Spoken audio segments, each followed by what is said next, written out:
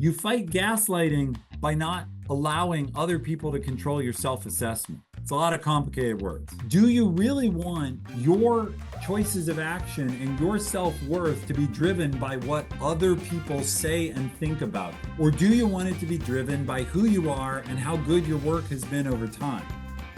This is a lotto of who liked your work today. Don't do that. You can't address a nameless fear. You can only address a specific problem. So basically, if you ask this question, you either win or you win. The first reason, if you go ask the question, you win if they say, yes, I think you could do it. If they say, no, I'm not sure you could do it, you can ask them, why not? What would it take? And while you may be disappointed they said no, now you know why, and you can go address it. When, where, and why did I feel inadequate, which is what imposter syndrome is about. The irony is I was feeling a little bit like an imposter to talk about imposter syndrome. But this matters because this is exactly normal. We can't limit ourselves to doing only things where we feel overqualified, like we are the best expert in the world. What I can do and why I can bring value in this next 45 minutes to you is I can talk authentically about my experience and what I also know from others that I coach. You become much stronger when you begin with, I am a good person, I am a worthwhile, valued human being, and then there's this work I do. And sometimes I do the work well, and sometimes I do it not as well.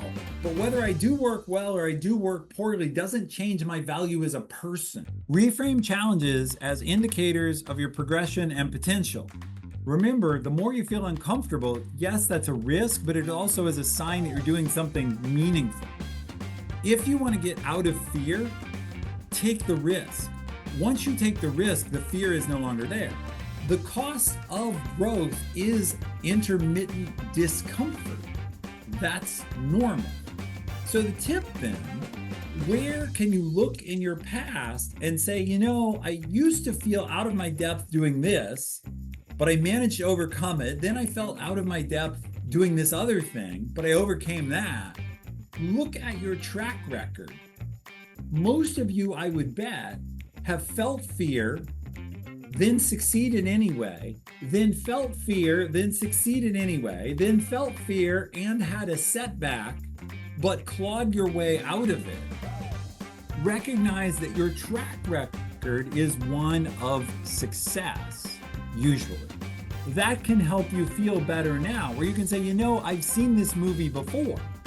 I felt this fear and I've worked through it and I've succeeded anyway.